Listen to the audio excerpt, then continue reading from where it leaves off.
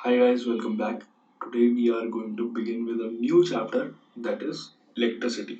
और 10th science में one of the most important chapter में से एक मैं इलेक्ट्रिसिटी को मानता हूँ। और इलेक्ट्रिसिटी की जब भी बात शुरू होती है वो शुरू होती है चार्जेस कि charges can be at rest और they can be in motion. या तो वो एक जगह पर रुके हो सकते हैं, एट रेस्ट हो सकते हैं, या वो एक जगह से दूसरी जगह मूव कर रहे होते हैं। So when they are at rest उस चीज को कहा जाता है स्टैटिक इलेक्ट्रिसिटी। क्या कहा जाता है? Static electricity. And when they are in motion उसको कहा जाता है इलेक्ट्रिकल करंट। ठीक है, तो जो हम 10th में डीपली पढ़ने वाले हैं, मतलब अभी अच्छे से पढ़ने वाले हैं, वो है इलेक्ट्रिकल करंट। अगर आप लोग 12th में दोबारा पढ़ेंगे फिजिक्स तो आपको क्या पढ़ने को मिलेगा? स्टैटिक इलेक्ट्रिसिटी बहुत अच्छे से। So before we dive into कि स्टैटिक इलेक्ट्रिसिटी क्या है या इलेक्ट्रिकल करंट क्या है, हमें ये जानना जरूरी है कि चार्जेस क्या होते हैं, आते कहाँ से, और इनकी प्रॉपर्टीज क्या क्या होती है। सो पहला सवाल यही है कि भैया चार्जेस आते कहाँ से? सो चार्जेस आते हैं हमारे, वो आते हैं एक एटम के अंदर से। और हमें पता है एटम के अंदर क्या होता है? Electrons electrons and protons. Okay, neutrons भी होते हैं बट न्यूट्रॉन्स पर कोई भी इलेक्ट्रिकल चार्ज नहीं होता है, तो इसलिए हम न्यूट्रॉन्स की बात बहुत कम करते हैं इलेक्ट्रिसिटी में।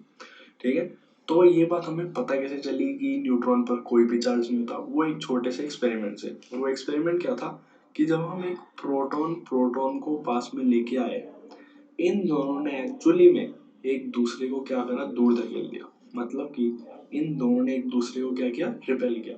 एंड सिमिलरली जब हम एक इलेक्ट्रॉन इलेक्ट्रॉन को पास में लेके आए, इन दोनों ने भी एक दूसरे को रिपेल कर दिया।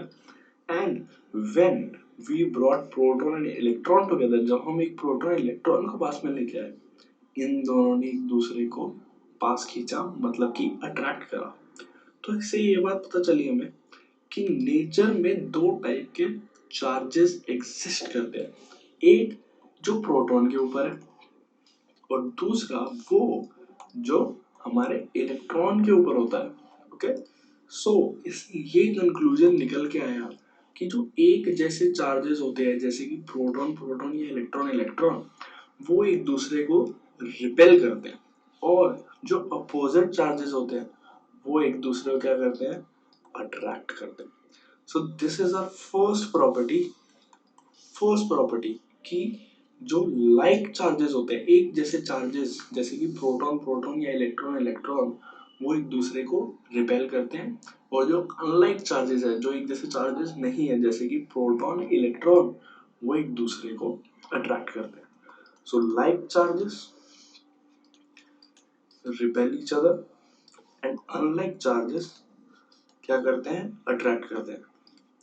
ओके, सो ये बात हुई प्रोटॉन और इलेक्ट्रॉन की। बट तो हमने देखा कि न्यूट्रॉन भी होता है एटम के अंदर। तो न्यूट्रॉन पे क्या चार्ज होता है? तो हमने एक न्यूट्रॉन लिया, उसको दूसरे न्यूट्रॉन के पास में लेके गए, ये देखने के लिए कि इसको दूर धकेलता है या पास में खींचता है।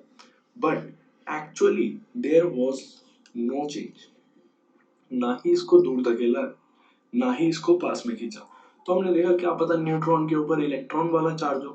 तो ना ही न्यूट्रॉन ने इलेक्ट्रॉन को पास में खींचा ना दूर धकेला। फिर हमने देखा क्या पता इसमें प्रोटॉन वाला चार्ज हो, but still there was no change at all. So हमने ये कंक्लूड करा, ये रिजल्ट निकाला कि न्यूट्रॉन जो होता है वो होता है इलेक्ट्रिकली क्या? न्यूट्रल। मतलब कि न्यूट्रॉन पर कोई भी चार्ज नहीं होता है। ओके, सो हमें ये पता चला कि इलेक्ट्रिसिटी में न्यूट्रॉन कोई भी रोल प्ले नहीं करते। जो हमारा रोल प्ले करते हैं वो क्या करते हैं? हमारे प्रोटॉन और इलेक्ट्रॉन्स। ओके, तो भैया आपने कहा, क्या कहा कि न्यूट्रॉन पर कोई भी चार्ज नहीं है, हमने मान लिया, और प्रोटॉन इलेक्ट्रॉन पर कुछ चार्ज होता है, ये भी मान लिया। तो अब चार्ज, कितना चार्ज?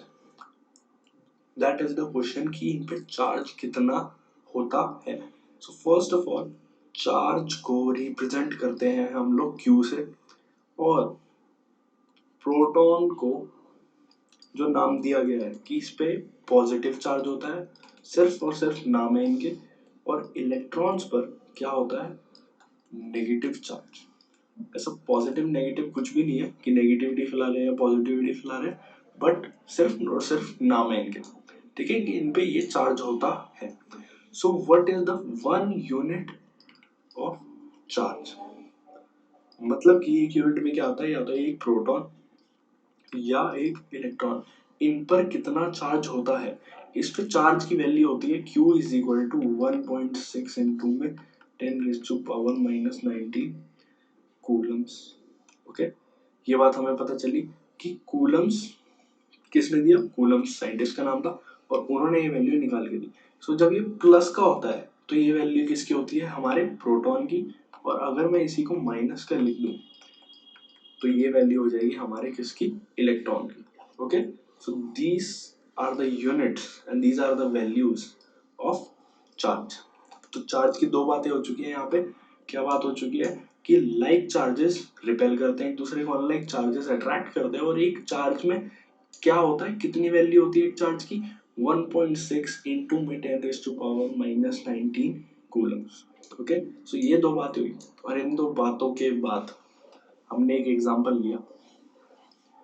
क्या है वो, कि एक एटम में 5 प्रोटॉन है और 5 ही इलेक्ट्रॉन्स है। फॉर एग्जांपल हमने मान लिया, और ये हमने क्यों माना, क्योंकि मोस्टली क्या होता है, number of protons is equal to number of electrons in an atom.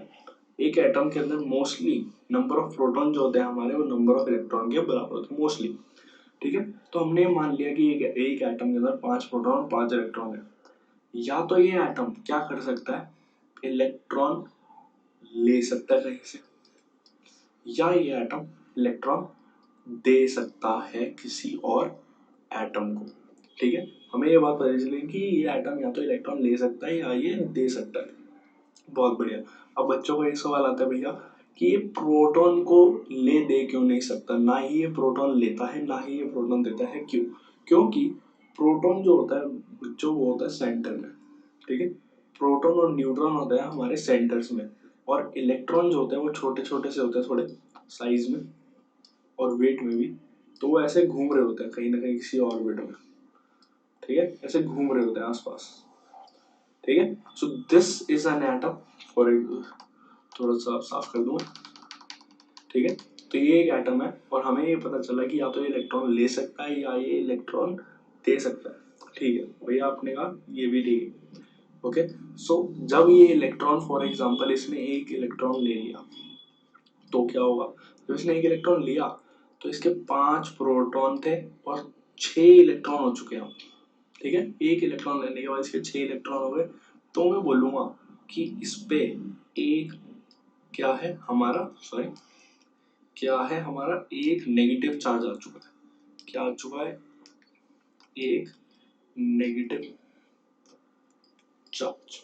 Okay, अब ये चार्ज क्यों आया, just because of that 1 electron extra than proton, ठीक है। अगर ये एक इलेक्ट्रॉन किसी को दे दे तो क्या होगा, 5 प्रोटॉन, अभी भी 5 प्रोटॉन, और अब क्या होगा 4 इलेक्ट्रॉन।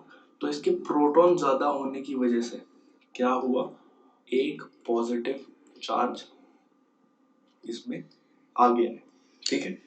अब ये बात याद रखनी है कि एक एटम या तो इलेक्ट्रॉन ले सकता है या ये दे सकता है, और जब ये इलेक्ट्रॉन लेगा तो इसमें क्या आएगा, नेगेटिव चार्ज, और जब ये इलेक्ट्रॉन देगा मतलब इसमें से इलेक्ट्रॉन सब्ट्रैक्ट होंगे तो इसके प्रोटॉन बढ़ेंगे, और जब प्रोटॉन बढ़ेंगे तो पॉजिटिव चार्ज बढ़ेगा, ठीक है। Similarly for example, this is the last example of this class. अगर मैं एक स्केल लूं और उसमें कहीं से कुछ इलेक्ट्रॉन्स लाके डाल दो, बट उससे पहले ये देखना जरूरी है कि ये स्केल बना किससे, ये स्केल बना होता है एटम से। Everything is made up of atom. किससे बनी है, एटम से। और मैंने बोला कि एटम का जो एटम में क्या होता है, मोस्टली क्या होता है कि number of proton is equal to number of electrons, तो उस पर कोई भी चार्ज नहीं होता है शुरुआत में। सो इस इनके एटम के ऊपर कोई भी चार्ज नहीं है स्टार्टिंग में, जो हम ये देख रहे हैं, ठीक है। तो अगर मैं इसमें कहीं से कुछ इलेक्ट्रॉन्स लाके डाल दूं, अगर मैंने इसमें कुछ इलेक्ट्रॉन्स लाके डाल दिए तो मैं क्या बोलूंगा कि ये स्केल क्या हो गया, नेगेटिवली चार्ज ऑब्जेक्ट, ठीक है। और अगर मैं इस स्केल में से कुछ इलेक्ट्रॉन्स निकाल लूं, ठीक है, तो इसमें क्या हो जाएंगे, इनके एटम के अंदर प्रोटॉन ज्यादा हो जाएंगे और क्या चार्ज हो जाएगा इस पे, पॉजिटिव, ठीक है। तो इस केस में क्या बोलूंगा, ये है नेगेटिवली चार्ज, और मैं इस केस में क्या बोलूंगा कि ये है पॉजिटिवली चार्ज ऑब्जेक्ट। तो ऐसे ही नेचर में दो चार्जेस एग्जिस्ट करते हैं और उनके दो ऑब्जेक्ट्स, उन दो मतलब ऑब्जेक्ट्स पर भी दो ही चार्जेस एग्जिस्ट करते हैं, या तो वो पॉजिटिवली चार्ज होते हैं या वो नेगेटिवली चार्ज होते हैं। So this was about charge. अगले वीडियो में हम देखेंगे कि स्टैटिक इलेक्ट्रिसिटी और करंट, इलेक्ट्रिकल करंट क्या होता है। I will see you in next. Thank you guys.